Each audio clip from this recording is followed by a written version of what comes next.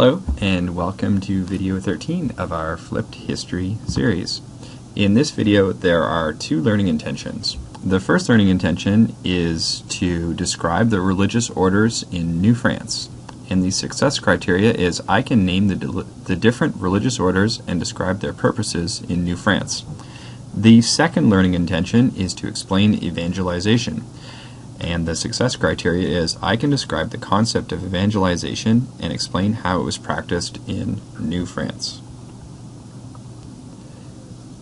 There were a number of religious orders that came to New France prior to 1663. These orders were all Catholic, and for the most part, they wanted to evangelize the Aboriginal people, which is something that we'll come back to a little bit later. The first group to come were the Recollets, and these were monks that came along with Champlain, and they had the goal of to try to convert the Aboriginals. However, they weren't very successful. This group did not have a lot of resources and did not have a lot of support back in France. However, they did build themselves a convent and a stone church at Quebec. However, their overall impact was not very successful. The group of religious missionaries that were very successful were the Jesuits. The Jesuits arrived in numbers in 1625 and immediately set about to build their own convent. They were heavily supported and heavily financed, and they mainly went out to try to live amongst the Aboriginal peoples, and including the Huron and some of the other groups. They also were responsible for building schools and starting the first college or university in Canada. There were some other groups as well. There were groups of nuns. The first ones to come were the Ursulines and the Hospitalières. The Ursulines soon came under the leadership of Marie de l'Incarnation, and they began a school for girls, both native girls and French girls. And the Hospitalières started the first hospital. This is the Hôtel Dieu in Quebec. There was another group of religious people that came to New France in the beginning. This was not necessarily a religious order, but were very devoutly religious people. They were known as lay people, which means that they were not part of the official church. So this society, which was known as the Society of Notre-Dame de Montréal, was led by Paul Chomedy de Maisonneuve. And they started the settlement of Ville-Marie, which later became Montreal.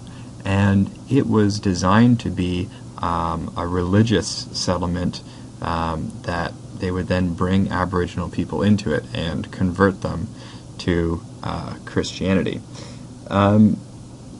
Along with the beginnings of the settlement, there were two very prominent women, Jeanne Mance, who established a hospital, and Marguerite de Bourgeois, who established schools. But not only in Montreal, she went on to establish a number of schools all over the colony.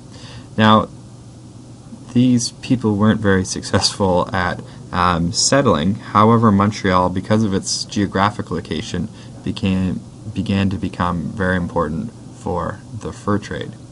So, exactly what is evangelization? So evangelization is the process where one tries to convert another to a particular religion. In this case, the goal was to try to save the souls or convert the Aboriginal people to Catholicism. They did so by trying to do a number of things. One was they realized that they had to very quickly learn the languages of the Aboriginal people.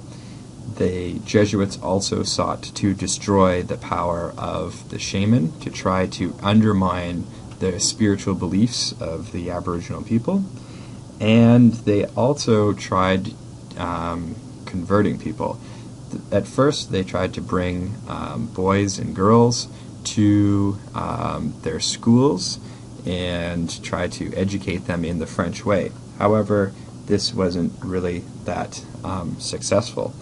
Another thing they tried to do was to convince nomadic groups to become sedentary. They thought that if they could teach them how to live in the French way, that then they would become easier to convert. So they set up a reserve, or a seigneurie, part of a seigneurie, in Sillery near Quebec. They brought a number of Aboriginal people to settle there. At first, it seemed like it might be successful, but as time kind of went on, the people kind of drifted back to their own ways, and the settlement really didn't work out so well.